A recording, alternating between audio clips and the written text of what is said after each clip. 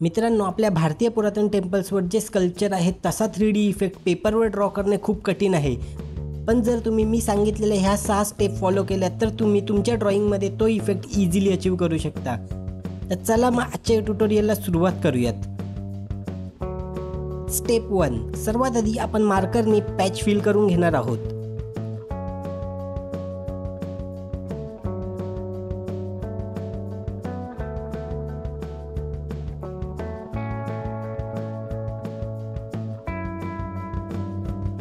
Step 2, patch सुकल्यानंतर आपण black colour पेन्सिलने आउटलाइन डार्क करून घेणार आहोत।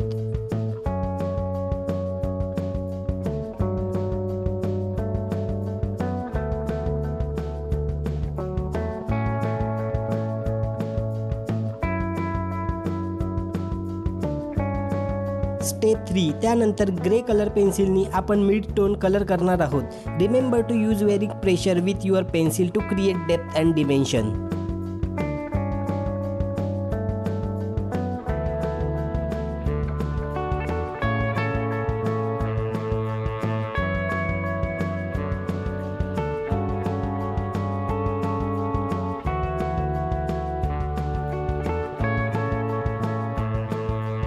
स्टेप 4, आता आपण शॅडो पार्ट्सवर फोकस करणार आहोत।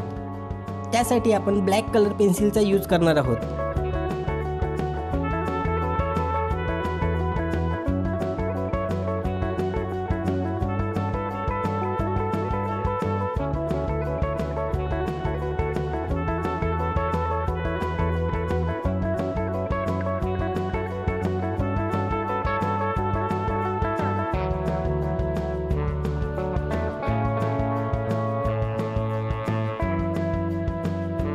स्टेप 5, आता आपण ग्रे कलर पेन्सिलने शॅडो आणि मिड टोन मध्ये जे हार्ड पार्ट्स आहेत त्यांना ब्लेंड करणार आहोत।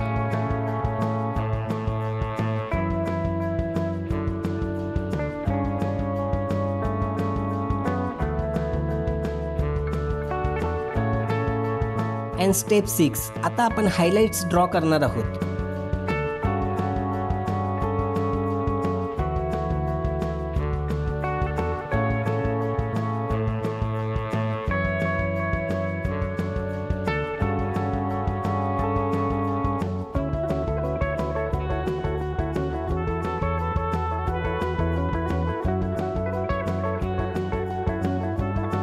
तर आता ह्या 6 स्टेप फॉलो करून मी बाकी पॅच कलर करणार आहे।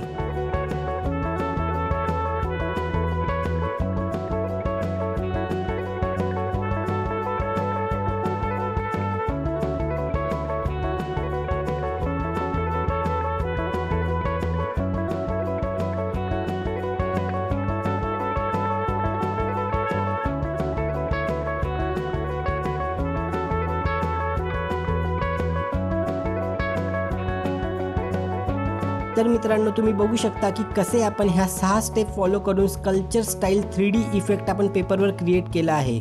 So my friends, he tutorial तुम्हाला कशी वाटली हे मला कमेंट करून नक्की सांगा आणि व्हिडिओला लाईक आणि शेअर करायला विसरू नका। तसेच जर तुम्ही आपल्या चॅनलवर नवीन असाल तर चॅनलला सबस्क्राईब करायला विसरू नका व चॅनलचे नवीन अपडेट मिळवण्यासाठी बेल आयकॉन दाबायलाही विसरू नका। तर चला मग भेटूया नेक्स्ट व्हिडिओमध्ये। तोपर्यंत tata, bye bye, take care.